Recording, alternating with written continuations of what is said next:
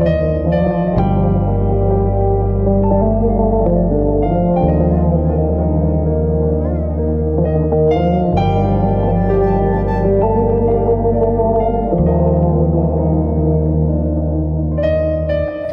gecəsi həzin külək, narın atan yağışlar, qara buludlu sərin havada soyuq soyuq baxışlar. Sakit otaq, bir sigaret, xatirələr bir də mən, üzümdə bir qürur, fəqət içimdə yalvarışlar. Səninlə mən bir ruh idi, ayrı ayrı bədəndə, bağışlamışdım səni mənə bu səhvi edəndə.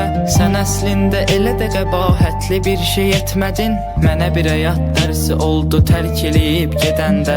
Qara gözündən işarətdir həyatımda qaranlıq, zaman keçir çıxıb gedir, vəfasızdır cavanlıq. Mən gələcək günlərimin hamını fəda edərdim, bircə dəfə gözüm gözünü görsəydi bir anlıq. Şeh düşəndə səhərə yaxın gül üstündə jalələr, al yanaqların misalı düzənlikdə lalələr. Göyə baxaraq dərdlərimi buludlarla bölüşürəm, buludların göz yaşının səbəbidir ah nalələr. Sən gedəni üzümdə qəm, gözümsə intizarlı, saçıma ağ düşər görünər uca dağın üstü qarlı.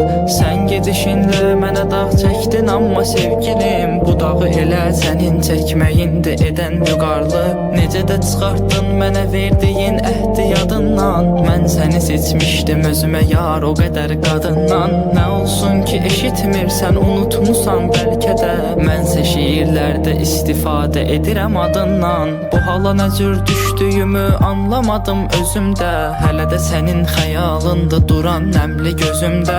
Hər şiirdə gizlədirəm adını sözlər içində, özünü taparsan axtarsan əgər məna sözümdə. Kiprin ox qaşın kaman atıb ürəyimi dələrdin, mən ölməmiş sağlığımda bircə dəfə gələrdin. Üz-üzə duraq gözünə baxıb sənə danışım dərdimi, sənə sənin haqqında danışsam elə kövrələrdin.